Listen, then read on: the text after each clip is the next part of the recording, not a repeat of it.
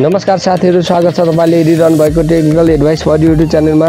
सदा चाहिँ आज पनि नयाँ टिप्स लिएर आएको छु साथीहरु। आजको यस भिडियोमा यदि तपाई टिकटकमा कुनै पनि साथीलाई मेसेज गर्न चाहनुहुन्छ भने साथीहरु कसरी मेसेज गर्ने भन्ने बारेमा बताउने छु साथीहरु। यदि तपाई पनि आजको टपिक बारे जान्न चाहनुहुन्छ भने साथीहरु भिडियोलाई अन्तिमसम्म हेर्नु होला। अनि यस्तै फ्युचरमा आउने युजफुल भिडियोहरु सबैभन्दा पहिले पाउनको लागि यो च्यानलमा नयाँ हुनुहुन्छ अर्थात सब्स्क्राइब गर्नु भएको छैन भने साथीहरु सब्स्क्राइब गरिदिनु होला। अनि साथमा रहेको बेल आइकनमा क्लिक गरी नोटिफिकेसन अलमा क्लिक गर्न पनि नभुल्नु होला। सुरु गरौँ आजको टपिक। सबैभन्दा पहिले साथीहरु सिम्पली मेरो मोबाइलमा भएको टिकटकले खोल्छु साथीहरु। यसरी टिकटकले खोलिसकेपछि यदि साथीहरु कुनै पनि साथीले तपाई मेसेज गर्न चाहनुहुन्छ भने त्यसको लागि सिम्पली तपाईले स्लाइड गर्नुपर्ने हुन्छ। यसरी स्लाइड गरिसकेपछि साथीहरु सबैभन्दा पहिले साथीहरु फलो गर्नुपर्ने हुन्छ। सिम्पली फलोमा टच गरिदिनु होला। त्यसपछि साथीहरु यहाँ नजिक मेसेजको अप्सन आइसकेको छ, सिम्पली यसमा टच गरिदिनु होला। यसमा टच गरिसकेपछि साथीहरु यहाँ देख्न सक्नुहुन्छ मेसेज भनेर सेन्ड मेसेज भनेर देख्न सक्नुहुन्छ। सिम्पली यसमा कुनै पनि मेसेजहरु सेन्ड गर्न सक्नुहुन्छ साथीहरु। त्यसपछि साथीहरु यहाँ देख्न सक्नुभयो रेड आइकनको तपाईले सिम्बल देख्न सक्नुभयो साथीहरु। यो चाहिँ तपाईको मेसेज सेन्ड भएको छ साथीहरु।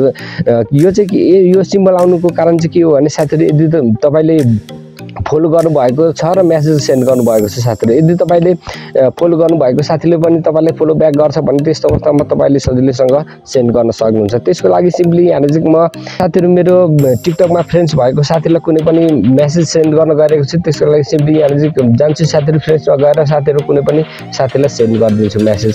जस्तै मेसेजमा जान्छु साथीहरु। मेसेजमा गइसकेपछि साथीहरु जस्तै म हाई भनेर लेखिदिन्छु र सेन्ड गरिदिन्छु। त्यसपछि साथीहरु यहाँ नजिक मेसेज सेन्ड गरिसकेको छु साथीहरु। तर यहाँ नजिक रेड आइकनको सिम्बल आएको छैन साथीहरु। भिडियोलाई स्किप नगर्नु होला, एउटा इम्पोर्टेन्ट सेटिङ रहेको छ। त्यसको लागि सिम्पली तपाई जानुपर्ने हुन्छ। तपाईको प्रोफाइल आइकन देख्न सक्नुहुन्छ। सिम्पली तपाईको प्रोफाइलको आइकनमा टच गरिदिनु होला। यसमा टच गरिसकेपछि साथीहरु यहाँ नजिक देख्न सक्नुहुन्छ ट्रिपल लाइन। सिम्पली ट्रिपल लाइनमा टच गरिदिनु होला। यसमा टच गरिसकेपछि साथीहरु यहाँ नजिक देख्न सक्नुहुन्छ प्राइभेसी। सिम्पली प्राइभेसीमा टच गरिदिनु होला। यसमा टच गरिसकेपछि अलिकति स्क्रोल डाउन गर्नु होला साथीहरु। त्यसपछि यहाँ नजिक देख्न सक्नुहुन्छ डाइरेक्ट मेसेज। सिम्पली यसमा टच गरिदिनु होला। यदि साथीहरु तपाई टिकटकमा भएको फ्रेन्ड्सहरुको मात्रै तपाई मेसेज रिसिभ गर्न चाहनुहुन्छ भने डिफल्टमै राख्दिनु होला अर्थात फ्रेन्ड्समा राख्दिनु होला। यदि साथीहरु तपाई टिकटकमा भएको फ्रेन्ड्सहरु बाहेक अरु फ्रेन्ड्सहरुको पनि तपाई मेसेज रिसिभ गर्न चाहनुहुन्छ भने त्यस्तो अवस्थामा तपाईले एभ्रीवनमा राख्नुपर्ने हुन्छ साथीहरु। यदि तपाई कुनै पनि फ्रेन्ड्सहरुको तपाई मेसेज रिसिभ गर्न चाहनुहुन्न भने त्यस्तो अवस्थामा नो अन भनेर देख्न सक्नुहुन्छ। सिम्पली यसमा टच गरिदिनु होला। यस्तो तरिकाले साथीहरु तपाईले सजिलैसँग टिकटकमा मेसेज गर्न सक्नुहुनेछ साथीहरु। आजको भिडियो यति नै। भिडियो कस्तो लाग्यो साथीहरु कमेन्टमा अवश्य लेखिदिनु होला। भिडियो मन परेमा लाइक गरिदिनु होला, शेयर गरिदिनु होला। सब्स्क्राइब गर्नु भएको छैन भने साथीहरु सब्स्क्राइब गरिदिनु होला।